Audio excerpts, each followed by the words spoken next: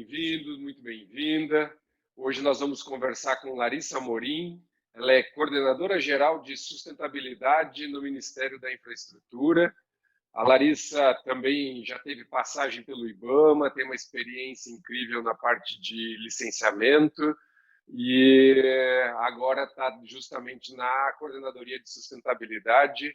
Larissa, é um prazer enorme ter você aqui, essa oportunidade da gente contar um pouco o que o Ministério está fazendo e quais são os planos daqui para frente. Seja muito bem-vinda. E eu gostaria muito que você fizesse uma apresentação um pouco melhor, contasse um pouco sobre você, sua carreira, como é que você chegou até esse momento. Por favor.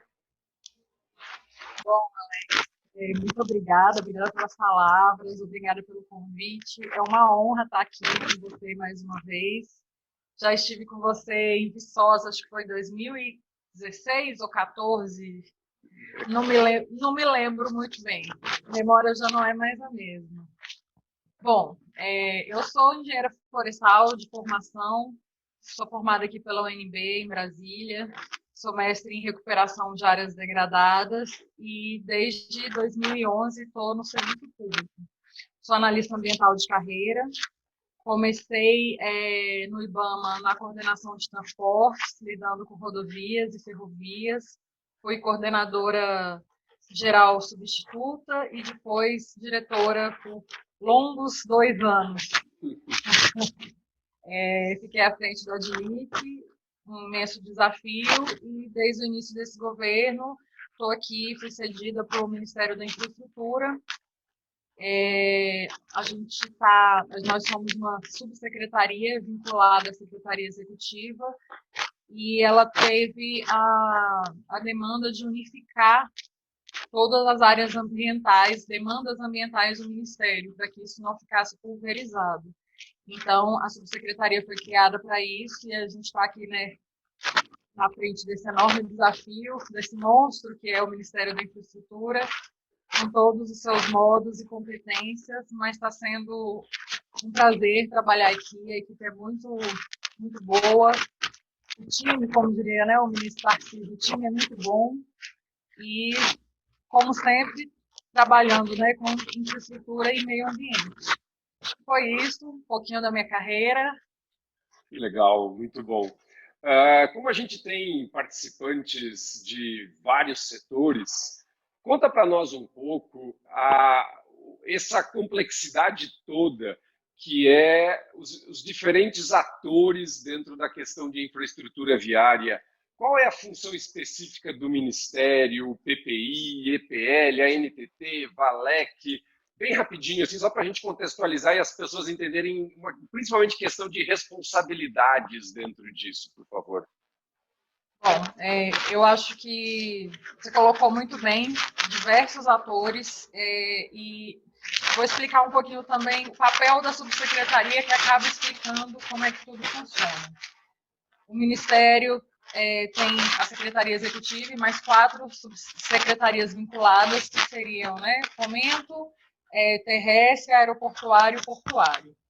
Às vezes, cada subsecretaria dessa tinha um setorzinho à parte para tratar de meio ambiente, para tratar de mudança climática, para tratar de planejamento da variável ambiental no planejamento. E com a criação dessa subsecretaria que eu estou atuando agora, a ideia foi trazer tudo para um único lugar, para que os modos se conversem, para que você tenha um planejamento unificado, como foi o PNL, né, o Plano Nacional de Logística, que é a diretriz, que é a política do Ministério, que ela está unificada, ela não é só para o setor de transporte viário, ela não é só para os portos, ela não é só para os aeroportos, ela é uma política agora unificada, e é a primeira vez que isso vem sendo feito. E aí, cada secretaria dessa tem a sua vinculada. A de transporte terrestre tem a NTT, a de portos tem a ANTAC e a de aeroportuária, SAC, tem a ANAC. A gente também tem aqui o DENATRAN, o CONATRAN, também temos como vinculadas a Valec, o DENIT, e a Infraero. Acho que eu não esqueci de ninguém. Então, é uma estrutura bem grande. E como é que a gente fez a gestão de tudo isso? O Ministério já tinha, anteriormente, um conselho, né, um comitê, que era o Comitê de Gestão Ambiental. Ele foi remodelado e, no âmbito das diretrizes de sustentabilidade, que foi um documento do Ministério que a gente reformulou em 2019, esse comitê, com a extinção, né, dos comitês com a promoção de um decreto que teve no início do governo Bolsonaro, os comitês foram extintos, os conselhos de comitês foram extintos. E aí a gente criou o grupo de gestão ambiental do Ministério, que tem 2 representantes de cada uma dessas secretarias vinculadas. E a partir daí se criou diretrizes de sustentabilidade. Então, são ações macro, tem que levar sustentabilidade para dentro das suas ações corriqueiras no dia a dia. E isso é mensurado, é feito um relatório anual. Quem quiser consultar quais são essas diretrizes, são 5 áreas temáticas: territorial, licenciamento, programas, padronização e mudança climática. Então, cada setorial, né, tem ali a sua ação que tem que ser voltada para atingir, para seguir essa diretriz de sustentabilidade. Então, acho que, espero que tenha ficado claro como é que a gente tem atuado aqui. Como eu disse, o Ministério é muito grande. Eu acho que a gente só perde para o Ministério da Economia, que está o mundo.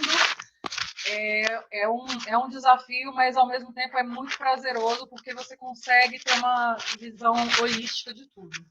Maravilha. E identificar os gargalos, né? Larissa, você fez um comentário agora sobre as diretrizes de sustentabilidade, e eu queria realmente abordar um pouco isso com você, porque é um documento que foi lançado nesse ano, né, no início desse ano. Ele recuperou vários outros documentos, sintetizou isso, e, como você comentou, apresenta 5 diretrizes. Eu queria comentar um pouquinho sobre algumas delas. E o primeiro dele, que é o objetivo que foi colocado dentro das diretrizes de sustentabilidade, que é desenvolver infraestruturas de transporte sustentáveis do ponto de vista socioambiental. Então, esse foi colocado como o bojo, o grande foco desse trabalho de vocês. Como é que vocês esperam atingir isso? Eu sei que é uma pergunta genérica, ampla, mas assim, para a gente fugir um pouco daquela coisa, não, porque vai ser feito, porque isso. Como é que vocês têm atuado diretamente para que isso se torne algo palpável dentro do governo? Bom, como você colocou, né, ao longo de 2019, o documento foi construído. Saíram 56 linhas de ação. Então, cada ação dessa virou um projeto. Uhum. E aí eu vou dar o exemplo de alguns, né? A gente teve, por exemplo, a elaboração dos IDAs. O IDA é um Índice de Desenvolvimento Ambiental que é um instrumento utilizado pela ANTAC. Ele media o Índice de Desenvolvimento Ambiental dos portos. E eram ranqueados, as informações são públicas, no final do ano há uma premiação. E o que a gente fez? Isso deu muito certo no setor portuário, porque a adesão foi muito grande, os investimentos, os investidores ficaram cada vez mais atentos, né, a essa agenda verde. E uma das ações que a gente teve dentro das diretrizes foi justamente criar o Índice de Desenvolvimento Ambiental para os outros modos.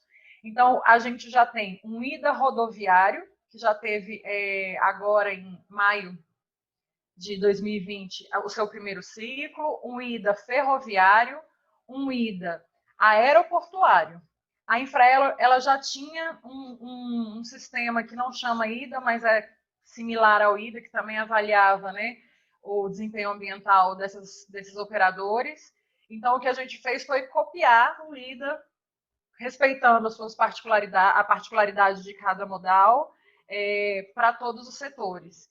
E a gente está tendo um feedback muito positivo, porque a adesão é voluntária. E aí você percebe que, a partir do momento que você padroniza e publiciza as ações corretas, ambientalmente corretas, que estão sendo adotadas pelas empresas, elas entendem isso como uma vitrine. Então, todo mundo ganha, né? O win-win.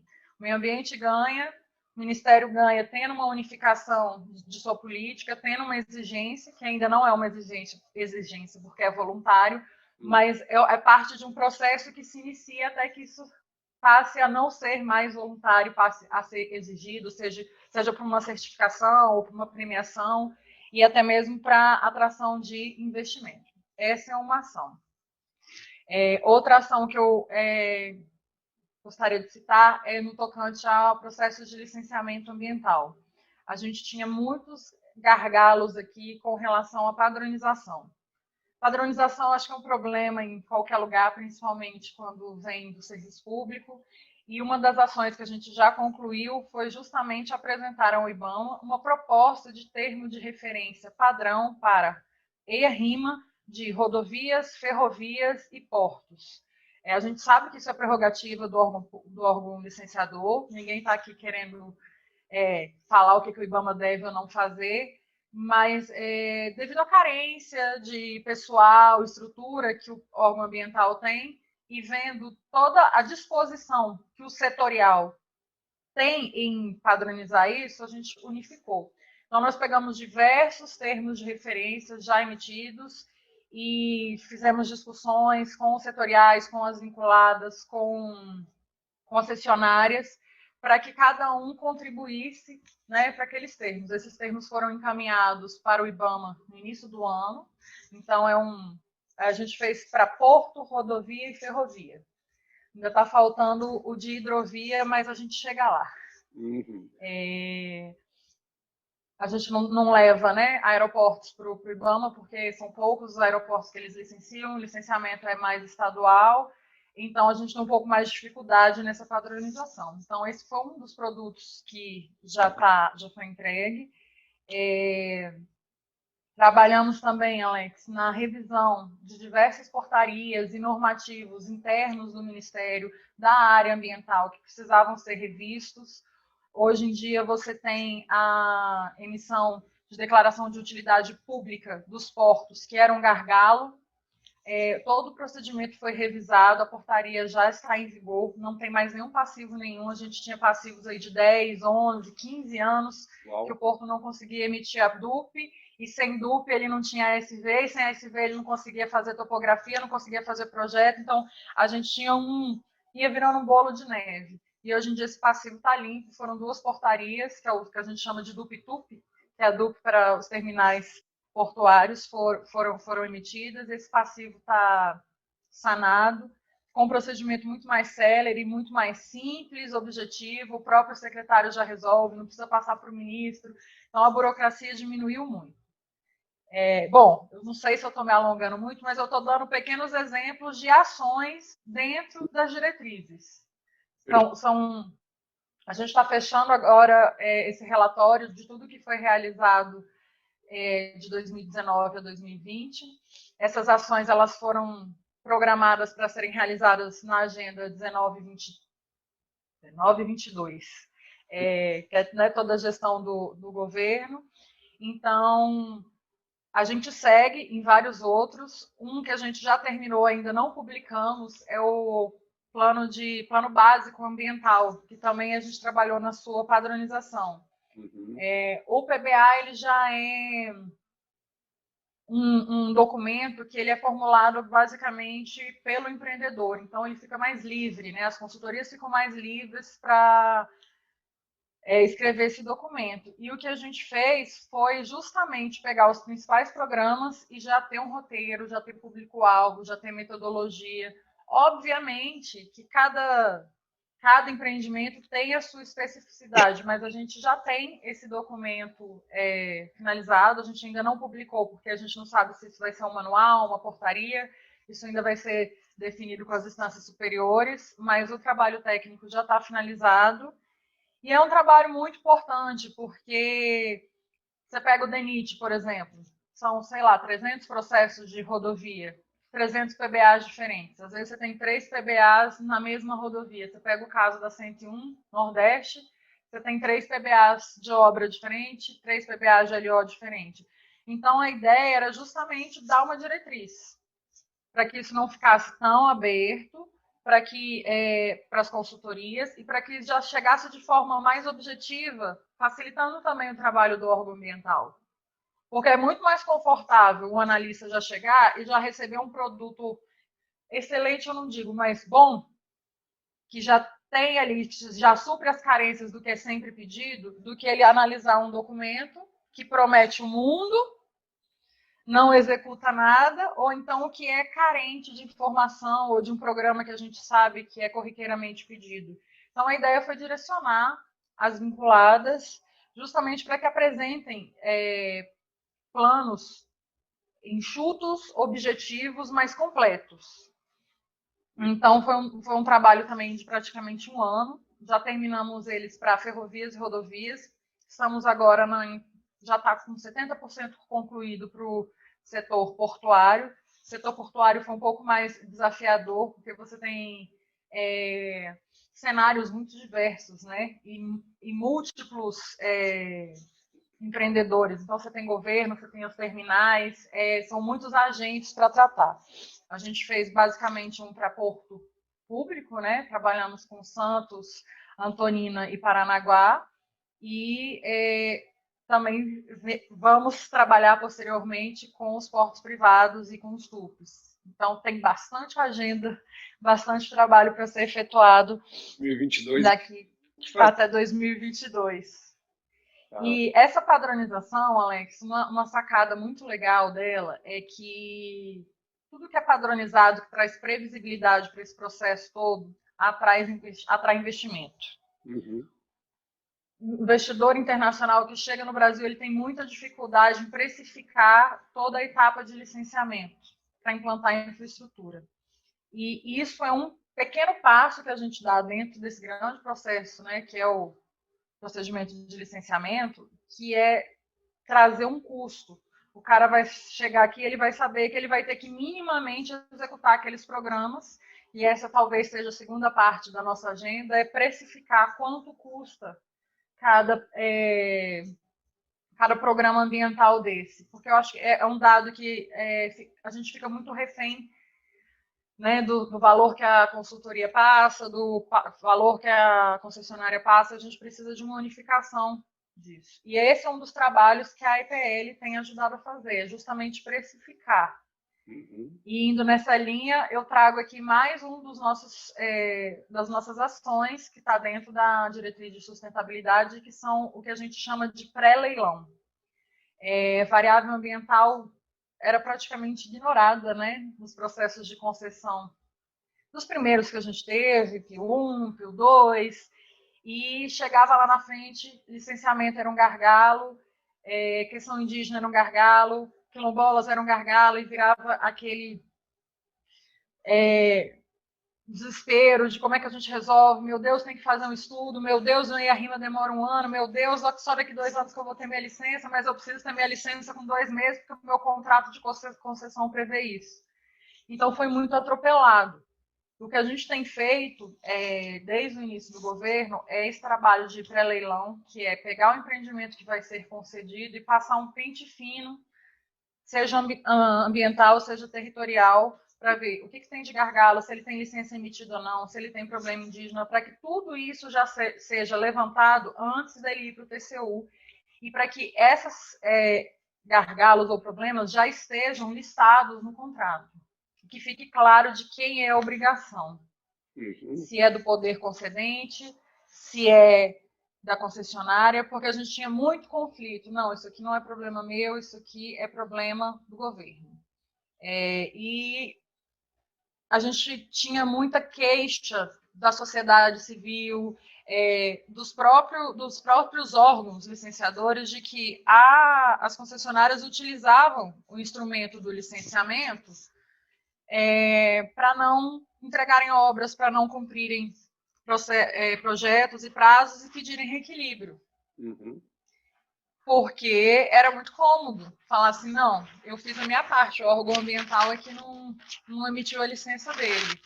Então, quando a gente faz esse mapeamento e verifica onde estão esses gargalos, a gente consegue escrever cláusulas objetivas, que aí a gente deixa na conta da concessionária, correr atrás, ser célere, porque enquanto ela não conseguir realizar aquela obra, ela não pode pedir aumento de tarifa, que era muito confortável. Claro. Você concorda comigo? A concessionária ia lá e falava assim, ó, não vou fazer minha obra, mas eu continuo aqui, ó, cobrando o meu pedágio. Então, a gente inverteu para que fique justo para todo mundo, né? É mapear, verificar esses problemas, foi um aprendizado, está sendo um aprendizado ainda, mas que, assim, para que a população receba o que ela tem direito quando ela está pagando por esse serviço, que ele seja eficiente e que ele seja ambientalmente resguardado, porque ninguém quer também fazer obra fora dos padrões e parâmetros ambientais corriqueiramente estabelecidos. Bom, acho que eu já falei bastante aqui dessas ações. Você quer que eu complemente mais alguma coisa? Quer que eu fale de mudança do clima, green bonds?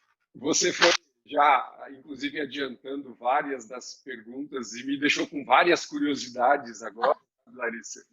Porque, assim, primeiro que eu quero saber quando é que nós vamos ter acesso a esses termos de referência e esses modelos de PBA para que a gente possa dar nossos pitacos e comentar sobre eles, porque você sabe que desde 2014 a gente tem trabalhado em todos os congressos de ecologia de estrada, por exemplo, a gente traz o pessoal da Cotra, tenta discutir para que a gente possa estabelecer uma melhora IN 1313, implementar novas perguntas. Eu sou extremamente um defensor de que a gente tem que ter efetivamente termos de referências muito mais precisos, que a gente tenha perguntas para responder e não simplesmente ir lá e coletar um monte de animais e fazer monitoramento e tudo mais, mas que a gente não saiba o que a gente tem que responder. Então, assim, eu fiquei muito curioso quanto a isso, assim, em que momento que a gente vai conseguir ter acesso a esses materiais que você comentou que parece que estão na mão do IBAMA, alguma coisa assim.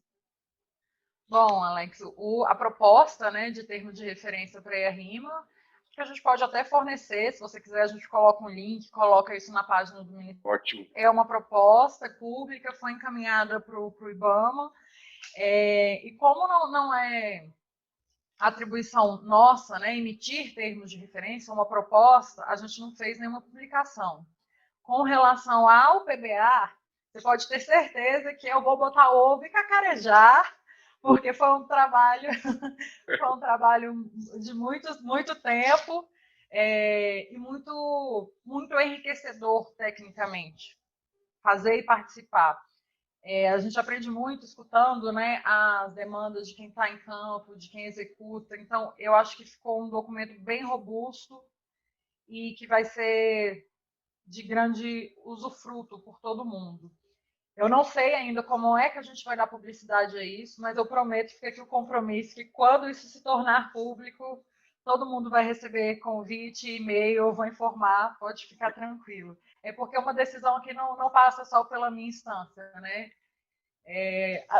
Por mim, era uma publicação, com festa, evento presencial e tudo, mas eu não sei se a gente vai poder fazer isso, acho que não esse ano. E a gente pensou até em fazer uma portaria, né? Porque é uma coisa que o ministro Tarcísio fala muito, a gente precisa deixar legado. E ele tem muito essa preocupação, né? Eu acho que é a experiência de quem está aí muito tempo no governo, saber que essas transições, em geral, trazem rupturas que não necessariamente são saudáveis ao processo como um todo. Então, quando você deixa institucionalizado, você deixa o seu legado. A gente está avaliando ainda, mas eu prometo que quando isso se tornar público, eu convido e comunico todo mundo. Espero que antes dessa entrevista ir ao ar, a gente já tenha isso. Quem sabe não sai o linkzinho aqui, ó. Linkzinho do PBA. Ótimo, com certeza. E eu acho que você... Bom, vou retomar aqui. Eu acho que você tocou, Alex, num ponto primordial, que é a questão do necessidade de aprimoramento. Acho que é consenso, todo mundo acha que não só a IN13, mas as outras INs de ABIO, não só de ABIO, mas assim, precisam melhorar e aprimorar. E esse era um debate que eu tinha e tenho muito, que é a gente vai monitorar e a gente vai levantar para quê? Até quando? Uhum. É um embate que eu tenho muito sempre. Eu tinha muito nesse bate-papo, né, com os biólogos. Durante o processo de licenciamento a gente escuta muito. Mas o levantamento de fauna não foi efetivo, não foi suficiente, porque lá nesse bioma, nesse lugar, eu sei que tem esse bicho e esse bicho não foi levantado. Então eu quero mais uma campanha, mais 2 campanhas, mais 1 ano, mais a sazonalidade, para ter certeza que esse bicho está lá. Aí eu falava assim, mas a gente já não sabe que ele está lá? Eu sou florestal de formação, né? Eu tenho minhas limitações aqui. Eu falava assim, a gente já não sabe que ele está lá? A ocorrência dele lá não é muito provável? Então por que a gente vai fazer mais um levantamento? A gente já sabe que ele vai estar lá. Se a gente fizer mais um levantamento, é mais mortandade, é mais custo. E para quê? Só para a gente ter um documento dizendo essa espécie, ela realmente está lá, porque ela foi coletada. A medida mitigadora que você vai propor vai ser alterada com relação a isso? A medida de monitoramento que você vai propor vai se alterar por conta disso? Então, por que continuar infinitamente nesse diagnóstico? A gente tem, assim, olha, diversos exemplos. Eu trago um agora que é recente, Pedral do Lourenço, que foi pedido, se eu não me engano, é uma espécie de bagre que dá em águas profundas com muita correnteza. E sabe-se da sua ocorrência na região, que é muito abundante. E o levantamento não trouxe isso. Uhum. Por que não trouxe? Porque é impossível coletar esse bicho, ele fica num lugar perigosíssimo. A gente tinha que mandar mergulhador e toda uma equipe especializada para talvez coletar para dizer que achou. Se possível, se ele ainda estiver viável, devolver depois das fotos, depois de todo o procedimento. E aí o meu questionamento era exatamente esse. Para quê? A gente já não sabe que tem? Uhum. Precisa fazer a coleta? Então, eu acho que a gente está assim, no meio desse passo e está faltando. Eu acho que o ICMBio fez um trabalho primoroso. Eu sou, assim, fã do PRIM. Eu acho que tudo que a gente precisava de diagnóstico já está lá. Eu acho que a gente tem que ser mais racional dentro do processo de licenciamento, e isso vem muito também como política pública, como iniciativa do Ministério da Infraestrutura, é ser pragmático e trazer solução. Então, eu sei que eu vou passar ali, vou dar um exemplo aqui, BR-319, cortando o coração da Amazônia, uma enorme diversidade de fauna, de flora. Eu sei que o projeto tem que ser robusto, ele tem que ter um projeto de drenagem adequado, ele tem que prever passagem de fauna aérea, passagem de fauna terrestre, monitoramento, controle de velocidade. Você tem que usar tudo que você já tem disponível, que você sabe que funciona. E aí você colocar o seu esforço e o seu orçamento no que é realmente efetivo. Adianta eu ficar lá estudando? Vou ficar fazendo levantamento de fauna, avaliando, fazendo diagnóstico, para informações que a gente já tem, que já são basilares. Assim, a academia aqui brasileira é muito forte, assim, eu espero que permaneça. A gente tem muito estudo, muito levantamento. Então, eu acho que a gente tem que ser mais objetivo. Eu acho que essa é a grande sacada, essa virada de mesa que o licenciamento precisa ter, que os projetos precisam ter, é partir para a efetividade e parar de ficar ali nos bastidores de pesquisa e diagnóstico. Você sabe que, de novo, a gente acabou avançando para algumas dos meus comentários que eu tinha para o final da nossa conversa, praticamente, porque, assim, eu fico sempre me perguntando, hoje nós temos bases de dados e capacidade de modelagem que são fantásticas. Então, assim, nós temos dados e informação, ou seja, podemos transformar isso em informação que nenhum monitoramento de 4 períodos com 4, 5 dias vai conseguir bater eles em termos de qualidade. Vamos pegar um tema que todo mundo adora, áreas críticas de atropelamento, por exemplo.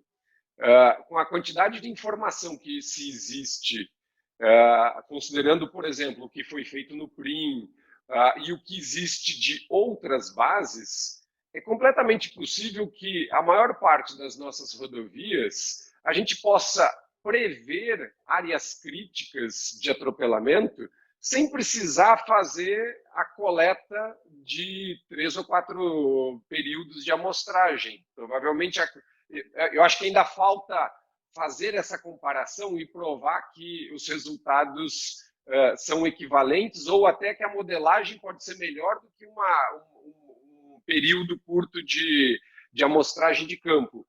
Mas eu entendo que isso ainda é uma... Eu estava conversando com a Rose esses dias e nós estávamos usando a palavra que era ainda uma heresia falar nisso junto de diversos segmentos da sociedade, de que você poderia reutilizar bancos de dados já existentes para poder fazer esse tipo de coisa.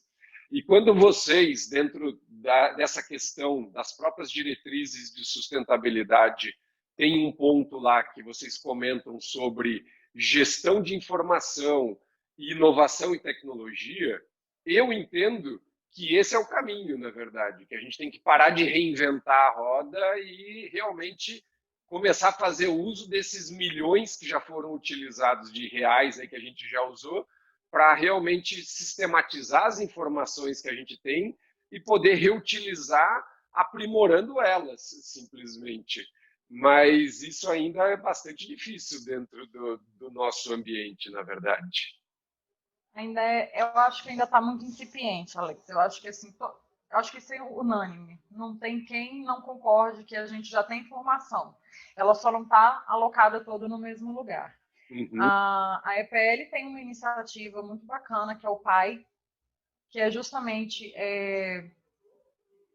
uma unificação de diversas bases de dados, com o PRIM, com áreas indígenas, com planejamento, só que ela não é voltada especificamente para essa questão do licenciamento, né? Ela está ali um passo atrás, que é uma ferramenta de planejamento, para que quando você vou fazer uma rodovia, uma ferrovia, vou fazer a interligação com o porto, você já prevê desviar dessas áreas. E eu acho que, assim, é o que você falou, a gente tem que usar essa inteligência artificial para trazer. E aí monitora isso. Uhum. Aí depois você consegue monitorar se a modelagem foi boa ou não, se precisa ser, o que ela precisa ser aprimorada, se realmente precisa um novo levantamento de campo. Eu chuto que, assim, a modelagem vai ter muito mais precisão do que 4 campanhas. Uhum. Eu também. Se eu tiver que dar um palpite, um chute no escuro, eu vou para a modelagem. E é o que eu falei, a gente já tem muito know-how, os órgãos ambientais aqui já têm muito conhecimento. O IBAMA tem um corpo técnico extremamente capacitado, um corpo técnico maduro. A gente não tem concurso lá, tem um bom tempo. Então, quem está trabalhando lá com licenciamento tem uma vasta experiência. E é também um crescimento, um aprimoramento, né, técnico. É partir para o... Tá bom, eu já sei que eu vou passar nesse bioma, que eu vou ter tais espécies, tais hábitos. Então, o que eu preciso para mitigar esse atropelamento? O que eu preciso para diminuir o efeito de bordo? Né? O que eu preciso para promover a integração da comunidade? Então, nisso, a gente já tem muito aprimorado. Eu acho que a gente perde muito, e o licenciamento é muito criticado, porque é muito longo, porque é moroso, porque os estudos são caros, porque não traz resultados novos. Então, eu acho que é o que eu falei, está na hora dessa virada de mesa. E aí eu entro com... Eu não digo que não é nenhuma crítica, mas é muito o modelo brasileiro, né, de licenciamento e fiscalização. A partir do momento que o analista ele tem ali mais tempo livre, né, digamos assim, para não ficar analisando o diagnóstico, ele está ali verificando se aquelas medidas são efetivamente mitigantes, se elas estão tendo sucesso ou não. E hoje em dia a gente vê muito esforço debruçado no pré-licença e um esforço pequeno, deveria ser maior, no pós-licença. E é um desejo, né, de todo o corpo técnico, é trabalhar mais no pós-licença, trabalhar no que a gente chama de fiscalização. E quando eu falo que o modelo brasileiro é atípico, é justamente por isso. A gente tem aqui a fiscalização ambiental muito voltada para a parte de combate ao desmatamento. A parte de fiscalização ambiental de empreendimentos e atividades, ela é muito pequena. Ela é pequena dentro do IBAMA e ela é pequena dentro dos órgãos ambientais estaduais, porque essa é uma dinâmica que foi estabelecida como política de governo, é o modelo brasileiro. A gente tem, Estados Unidos, por exemplo, a gente tem uma agência para licenciar e outra só para fiscalizar. Fiscalizar empreendimento, porque lá, por exemplo, eles não têm o problema que a gente tem aqui no Brasil de combate ao desmatamento. Então, assim, eu acho que a gente precisa melhorar o enfoque. Então, já que a gente tem um modelo diferente, que a fiscalização ela é voltada para o combate ao desmatamento, o que a gente precisa melhorar dentro do licenciamento para que essa fiscalização lá seja mais eficiente? Né? Para que o corpo técnico que trabalha exclusivamente com o licenciamento consiga avaliar o pós e não ficar ali sempre no pré-licença, que é o mais cobrado, que é o mais demandado, que é o que dá números. Todo mundo quer inaugurar a obra, todo mundo quer ir lá cortar a fitinha, mas é importante fazer esse acompanhamento e eu acho que sem esse acompanhamento a gente não consegue finalizar esse passo. Eu acho que é isso que está faltando para essa maturidade dos órgãos ambientais e do processo de licenciamento. Pois é, eu sempre uso um exemplo que, sinceramente, assim, não cabe na minha cabeça pensar. Virou mania agora, tudo quanto é rodovia, a gente tem que ser implantado medida de passagem de fauna, de uma forma geral. Então, assim, morreu uma, coitada da rinela, mas morreu uma rinela lá, um sapinho, tem que botar uma passagem de fauna. E quando a gente procura trabalhos ou normativas que estabeleçam o tipo de passagem, quando ela é utilizada, por que ela é utilizada, porque não existe esse tipo de coisa. Eu fiz uma vez um levantamento, não me lembro nem para que órgão foi que me pediram. Na época, com 2 milhões ou 2 milhões e meio, dava para se fazer um estudo que ninguém mais ia brigar para decidir. Não ia mais o governo ficar com dúvida, o empreendedor ficar com dúvida, o Ministério Público não ia mais poder brigar com ninguém. Todo mundo ia entender qual é a medida de mitigação que tem que ser colocada naquela situação para proteger determinado grupo de espécie e qual seria a efetividade disso frente à sua necessidade. E valer, inclusive, com a comparação entre o custo da implantação disso e as suas outras possibilidades, para que você possa avaliar se, por exemplo, não vale mais a pena você fazer um projeto de conservação da espécie em outro ponto, em vez de gastar 400, 500, 1 milhão em um grupo de passagens de fauna, por exemplo. O que o Ministério está pensando a respeito disso? Assim, existe algum trabalho nesse sentido, Larissa, de se criar também não sei se é um protocolo, mas uma normativa que direcione um pouco isso?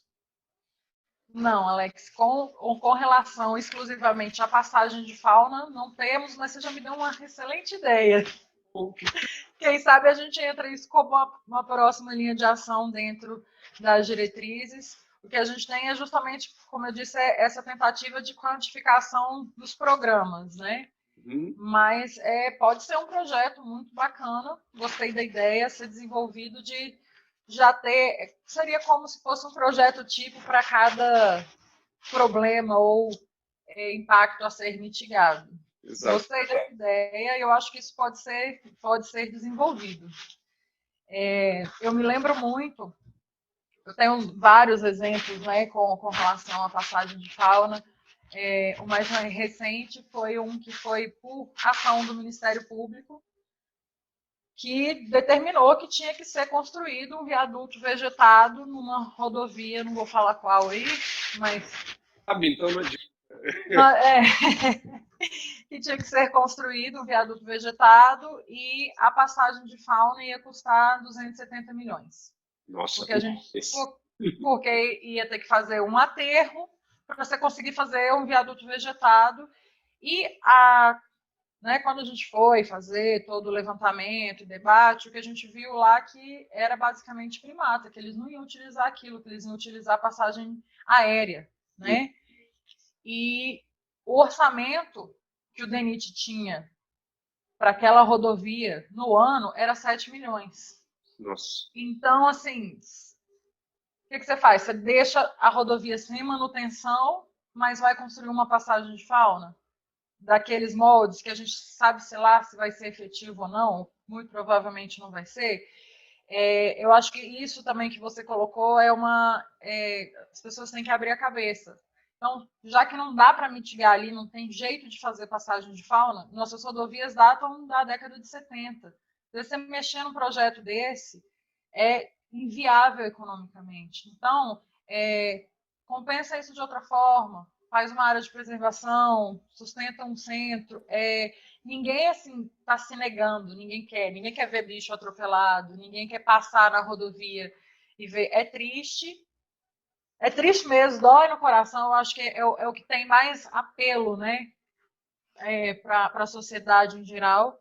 E a gente tem que pensar em outras maneiras de como conservar essa espécie. Então, se eu sei lá que é primata, que o atropelamento está alto lá com primatas, eu não consigo botar uma passagem de fauna, atua numa linha de conservação, proteção, pesquisa. Isso é uma outra ação que a gente está tentando trabalhar aqui, mas isso ainda está muito no campo das ideias. Como eu disse sobre o IDA, que tudo que é bom a gente copia. E o setor elétrico, eles têm... agora me fugiu uma verba destinada à pesquisa. É uma siglazinha que me fugiu aqui agora. P&D, Pesquisa e Desenvolvimento.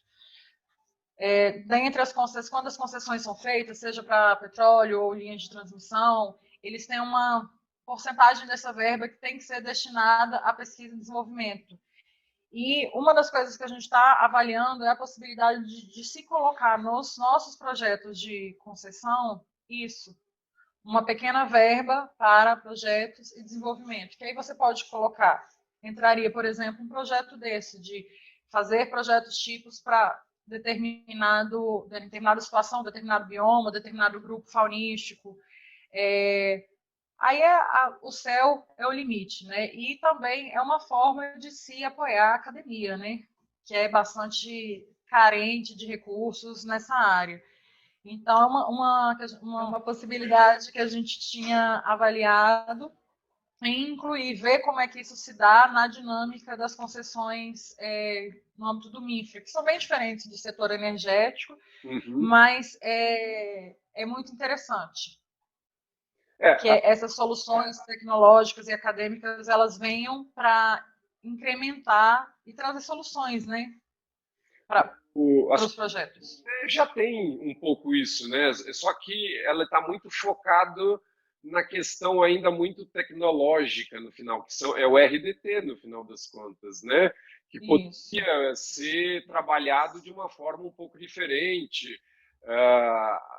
O conceito dele ser um pouco mais abrangente, ou então algo nos moldes do RDT, só que focado mais em conservação, propriamente dito, porque é um volume de recurso grande. Muitas vezes eu escuto de concessionárias que elas têm, na verdade, carência de projetos, e pouco é porque ele é engessado, na verdade.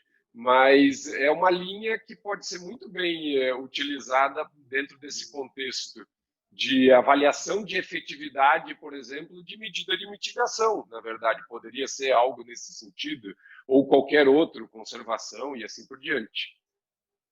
O que a gente está vendo é justamente isso, tentar desengessar isso, claro, puxar aqui, né, a palha aqui para o viés ambiental, que é onde a gente está atuando.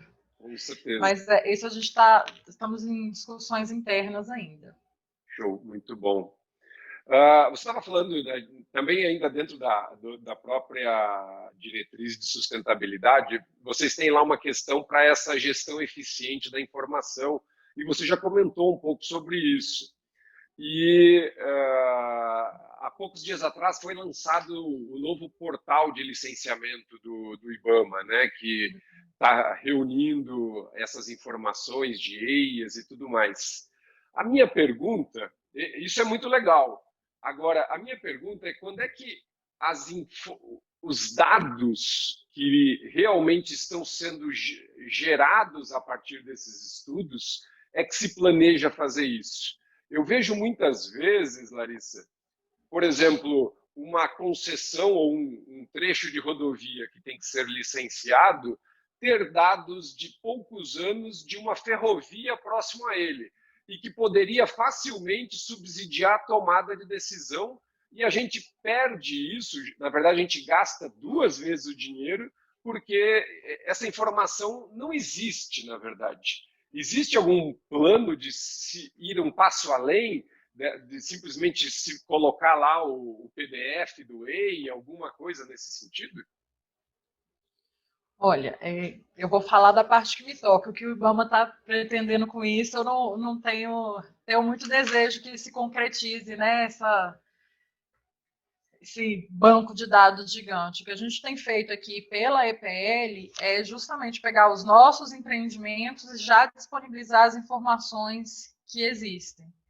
Porque isso, assim, eu falava que é um pecado, né? Você ter EIA-RIMA, que o único acesso que você tem a ele é você ir numa caixa e pedir a digitalização dele, porque às vezes você não tem nem ele digital, você tem ele impresso. Exato. Então você tem 30 anos de informação ambiental aí que está encadernada, que não está geoespacializada, que não está disponível. Então, eu tenho um exemplo muito bom disso, que é um licenciamento no Porto de Miritituba. A gente licenciou a rodovia para chegar lá, licenciou o terminal, e lá dentro do terminal tinham 3 estruturas, que cada uma, né, com seu concessionário. E aí o IBAMA pediu um EIA-RIMA para a LI, o órgão estadual pediu um EIA-RIMA para o terminal, e o órgão municipal pediu EIA-RIMA para cada uma daquelas pequenas estruturas. E a gente tinha tudo a EPL como empreendedor, né, ou como grande empreendedor. Então, e a gente tentava reaproveitar as informações, e não, eu sei que eu não aceito porque essa metodologia aqui não é a que eu pedi, ou esse dado aqui não veio da forma como eu queria. E assim, a gente já tinha mapeado todas as informações ambientais pertinentes. Ela não estava na forma como o órgão licenciador desejava. Eu vejo com grande felicidade esse sistema do IBAMA, porque eu acho que a partir do momento que ele quiser modificar essa forma de entrada desses dados, né, ele tem que facilitar. Isso. Eu falava sempre quando eu estava lá que a gente tem que passar o trabalho passa o trabalho para o empreendedor, para ele entregar aqui para a gente mastigado. Então, eu penso muito que isso tem que ser trabalhado antes da entrada. O passivo vai dar muito trabalho. Então, acho que tem que ter uma linha de corte, o que entrar de EIA de 2021 para frente, meus dados de fauna já tem que vir nesse formato, e já sobe direto para o sistema. E é responsabilidade de quem gerou. Fica mais fácil a consulta, fica mais fácil a disponibilização, e por que não uma ferramenta, né, de uma tecnologia, uma inteligência artificial, que a gente já tem várias empresas desenvolvendo, que pegue isso, já crie áreas de sensibilidade, áreas próprias para desenvolvimento de determinada atividade. O Rio Grande do Sul fez um trabalho belíssimo, né, com relação a isso, utilizando todas as informações de licenciamento, de conservação, de base de dados. Ele mapeou o estado inteiro e colocou áreas mais propícias ou menos propícias para desenvolvimento de determinadas atividades. Isso é bom, ruim também, porque você cria ali aquilo que a gente chama de guerra fiscal, né? É mais fácil instalar num município que no outro, num estado que no outro. Mas eu acho que isso é um problema mais para frente. Eu acho que primeiro a gente precisa ter essas informações de forma acessível.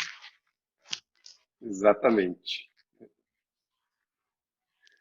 Me diz uma coisinha, Larissa. Eu sei que você tem bastante conhecimento sobre a Lei Geral de Licenciamento Ambiental.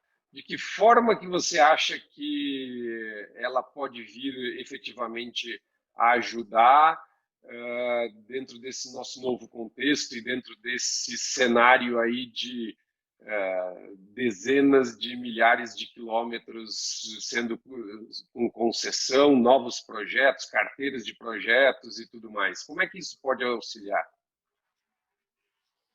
Bom, Alex, eu sempre bato, né, na tecla que essa lei geral de licenciamento ela já está com a sua discussão esgotada, porque são mais de 30 anos discutindo isso. Só esse último projeto de lei tem, acho que, se não me engano, 17 substitutivos, está desde 2004, né, no Congresso do Kim, que está agora com o Kim Kataguiri. E os pontos de discussão e divergência são sempre os mesmos. O que eu vejo, né, o que eu acho que é uma lei geral, por que eu acho que ela é necessária, por que eu acho que a gente precisa dela agora? Para a gente ter um marco. Você ter um marco com regras claras. Eu não acho que vai trazer muita inovação ao processo de licenciamento do que a gente já tem hoje em dia. A gente já tem estado que dá LAC, a gente já tem diversos procedimentos utilizados no licenciamento federal que estão estabelecidos em portaria. Isso traz fragilidade para o órgão público, para o analista que está ali avaliando aquilo. Então, eu acho que o grande ganho da lei é trazer um marco. Uhum. A gente não tem um marco de licenciamento, a gente tem uma legislação toda pulverizada em CONAMAs, em leis, em resoluções, em normativos, em portarias. Isso fragiliza e dificulta. Então, acho que a gente tem um marco com regras claras, sejam elas quais forem, traz um ganho. E tudo que se debate muito do manifestação do órgão gestor de unidade de conservação não pode ser vinculante, já é vinculante. Porque não vai consultar FUNAI, Palmares, agora é INCRA, né? Já consulta, já é feito, já tem o rito. Então, tudo que traz regras claras facilita para todo mundo, facilita para quem vai receber, facilita para quem quer investir e facilita para o empreendedor. Então, o meu grande anseio, né, que é minha expectativa, que essa lei siga, que ela corra o seu curso no Congresso. A gente sabe que lá os atores e a valsa que toca lá é outra, muito divergente da nossa vida aqui no Executivo. Não temos menor influência, né? Acompanhamos a pauta porque é do nosso interesse, participamos de debate sempre que somos solicitados, mas assim, a minha expectativa pessoal é que a gente tenha avanço nessa lei. O avanço que eu digo é na sua edição, na sua publicação. Eu acho que a gente tem que pular essa etapa, não dá mais para ficar discutindo, vai ter lei geral, não vai ter, vai colocar, não vai? Não, coloca, e daí para frente a gente trabalha. Nunca vamos chegar num texto de consenso que agrade a todos. Sim. Mas acho que a gente já está no meio termo ali, que está confortável para todo mundo. Porque todo mundo quer empreender com sustentabilidade, ninguém quer fazer barbárie, ninguém quer sair passando a patrola, a gente quer clareza e objetividade nos procedimentos. Exatamente. Mas tem uma boa possibilidade dele ser votado em breve agora, né? Acho que a discussão parece que está chegando num patamar que talvez, como você disse, quando os nossos participantes estiverem assistindo a essa nossa conversa, talvez até já tenha sido levado para a plenária, né? Parece que existe uma convergência desse tema. Vamos torcer que isso aconteça para o bem ou para o mal, da forma como for, mas que se encerre isso de alguma forma, na verdade, né? Perfeito, Alex. Eu espero que sim, eu espero que quando estiver publicando essa entrevista, que a gente já tenha aí uma lei votada, aprovada e publicada. Bom, Larissa, eu queria novamente agradecer você por essa oportunidade de vir contar um pouco para os nossos participantes o lado de dentro do Ministério e das ações que vocês estão fazendo. Eu acho isso extremamente importante. Vocês têm aí se juntar, entrar nos diferentes sites do Ministério, do PPI, da EPL, a gente fica assustado com o volume de novos trechos da carteira de projetos que vocês estão propondo para os próximos anos. Eu, sinceramente, espero que esse lema ou essa linha da sustentabilidade esteja realmente muito presente neles. E eu queria agradecer muito pela sua participação e deixar, se você quiser fazer mais algum comentário, concluir alguma coisa, fica à vontade. Não, Alex, é só agradecer mesmo a participação. É muito gostoso esse bate-papo, adorei a entrevista. É bom conversar com quem entende, com quem está por dentro, tem ideias que fazem nossa cabeça abrir.